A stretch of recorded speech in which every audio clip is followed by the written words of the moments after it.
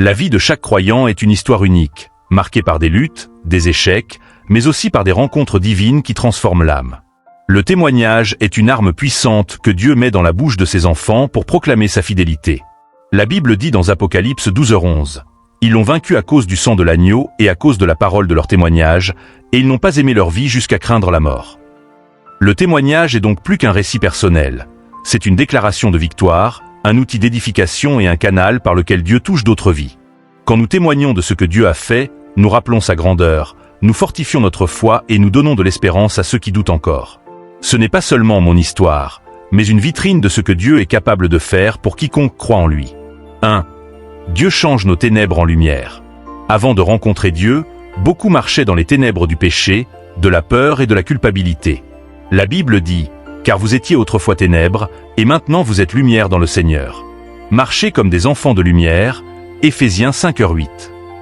Le témoignage commence là, dans ce moment où Christ a ouvert les yeux spirituels, où il a brisé les chaînes invisibles qui pesaient sur le cœur. Des addictions disparaissent, des rancunes s'effacent, des blessures profondes sont guéries.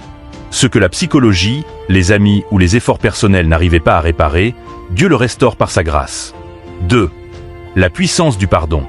Un des plus grands changements que Dieu opère dans la vie d'un croyant est la capacité de pardonner et de recevoir le pardon. Beaucoup vivent avec des cœurs lourds, remplis de haine ou de regrets. Mais Jésus dit « Venez à moi, vous tous qui êtes fatigués et chargés, et je vous donnerai du repos. » Matthieu 11h28. Le témoignage d'un cœur changé, c'est souvent celui d'une personne qui a expérimenté la miséricorde divine et qui, à son tour, peut pardonner aux autres. Cela transforme non seulement l'âme mais aussi les relations, la famille et la communauté. 3. Une nouvelle identité en Christ. Quand Dieu change une vie, il ne se contente pas de corriger quelques comportements, il donne une nouvelle identité. 2 Corinthiens 5h17 dit « Si quelqu'un est en Christ, il est une nouvelle créature. Les choses anciennes sont passées. Voici, toutes choses sont devenues nouvelles. » Ce verset est le résumé de milliers de témoignages. Celui qui se croyait perdu découvre qu'il est enfant de Dieu, héritier du royaume. Celui qui se sentait insignifiant réalise qu'il a une mission. Celui qui se voyait coupable reçoit le manteau de justice du Christ. 4. De la faiblesse à la force. Un témoignage vivant est celui qui raconte comment Dieu a pris une faiblesse pour la transformer en force. Paul lui-même disait « Quand je suis faible, c'est alors que je suis fort » 2 Corinthiens 12h10. Beaucoup de croyants peuvent dire « J'étais faible dans tel domaine, mais Dieu a fait de ma faiblesse un instrument pour sa gloire. » C'est ainsi que des personnes timides deviennent prédicateurs, que des cœurs brisés deviennent consolateurs, que des vies marginalisées deviennent source d'inspiration. 5. Le témoignage attire à Christ. Chaque fois que nous racontons comment Dieu a changé notre vie, nous devenons des témoins vivants de l'Évangile. Jésus dit dans Actes 1h8, « Vous recevrez une puissance, le Saint-Esprit survenant sur vous, et vous serez mes témoins. » Être témoin, ce n'est pas seulement prêcher, mais aussi raconter, avec sincérité et simplicité, ce que Dieu a fait dans notre vie. Un témoignage n'est pas destiné à glorifier une personne, mais à pointer vers Jésus. Comme le disait Jean-Baptiste, « Il faut qu'il croisse et que je diminue. » Jean 3h30. 6. Témoignage biblique de vie transformée. La Bible est remplie de récits de personnes dont la vie a été radicalement transformée. Moïse, de meurtrier et fuyard, est devenu le libérateur d'Israël. David, berger méprisé, est devenu roi selon le cœur de Dieu. Marie-Madeleine, libérée de 7 démons, est devenue une adoratrice fidèle. Paul, persécuteur des chrétiens, est devenu apôtre des nations. Ces histoires sont autant de preuves que personne n'est trop loin pour être atteint par la grâce de Dieu. 7. Un témoignage en construction. Il est important de comprendre que le témoignage n'est pas un événement isolé, mais une marche continue. Dieu ne change pas seulement notre passé, il écrit avec nous une nouvelle histoire chaque jour. Comme dit Philippiens 1h6, « Celui qui a commencé en vous cette bonne œuvre la rendra parfaite pour le jour de Jésus-Christ. » 8. Le témoignage comme prophétie. Partager son témoignage, c'est aussi prophétiser dans la vie d'autrui. Quand quelqu'un entend que Dieu a guéri, libéré ou sauvé une personne, il peut croire que le même Dieu peut aussi agir dans sa propre vie. 9. Le témoignage brise les chaînes de l'ennemi. Satan veut maintenir les croyants dans le silence, car il sait que le témoignage est une arme de victoire. Quand un chrétien ose proclamer ce que Dieu a fait pour lui, il démasque les œuvres du diable. Psaume 107. 2 dit que les rachetés de l'Éternel disent ainsi, ceux qu'il a délivrés de la main de l'ennemi. Chaque témoignage est une déclaration publique. Je ne suis plus captif, je suis libre en Jésus-Christ. C'est pourquoi le silence profite à l'ennemi, mais la proclamation glorifie Dieu et libère d'autres personnes. 10. Témoignages de guérison et de délivrance. Dans les évangiles, Jésus guérissait les malades et leur demandait souvent de raconter ce que Dieu avait fait pour eux. Le possédé de Gadara, après avoir été libéré, a reçu cette instruction « Retourne dans ta maison et raconte tout ce que Dieu t'a fait » Luc 8h39. Aujourd'hui encore, des milliers de personnes témoignent de guérisons miraculeuses, de délivrance de dépendance, ou encore de paix intérieure retrouvée après des années d'angoisse. Ces témoignages ne sont pas des légendes.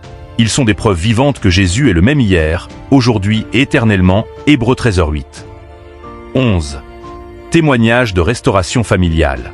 Un des changements les plus bouleversants que Dieu accomplit est dans les familles. Là où il y avait division, il apporte la réconciliation. Là où il y avait des blessures, il apporte la guérison. Dans la parabole du fils prodigue, Luc 15, 11-32, Jésus montre comment un fils perdu peut revenir et être accueilli avec grâce et amour. Combien de familles ont vu la main de Dieu transformer des situations impossibles? Des mariages restaurés, des relations parents-enfants guéris, des foyers remplis de paix. Ces témoignages prouvent que rien n'est trop brisé pour que Dieu ne puisse le réparer. 12 Témoignages de provisión de Baín. Un autre aspect de la transformation de Dieu se trouve dans la manière dont il pourvoit aux besoins de ses enfants. La veuve de Sarepta a vu la farine et l'huile ne jamais manquer grâce à la promesse de Dieu, 1 Roi 17h16.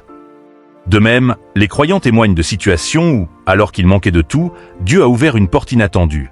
Un emploi, une aide financière, une solution miraculeuse. Ces expériences rappellent que Dieu est fidèle à sa promesse. Mon Dieu pourvoira à tous vos besoins selon sa richesse, avec gloire, en Jésus-Christ, Philippiens 4h19. 13. Témoignage de paix dans l'épreuve. Parfois, Dieu ne change pas immédiatement les circonstances, mais il change le cœur dans l'épreuve. C'est aussi un témoignage puissant. L'apôtre Paul, en prison, pouvait chanter des louanges avec Silas à minuit, Actes 16h25. Leur témoignage de foi a conduit à la conversion du geôlier et de toute sa famille. Ainsi, même dans les moments les plus sombres, Dieu offre une paix qui dépasse toute intelligence. Philippiens 4h7. Beaucoup peuvent témoigner, je n'ai pas été épargné de la tempête, mais j'ai trouvé une paix surnaturelle en Christ. 14. Témoignage comme semence d'évangélisation. Un témoignage a un effet multiplicateur. Ce n'est pas un simple récit, mais une semence plantée dans le cœur de celui qui écoute.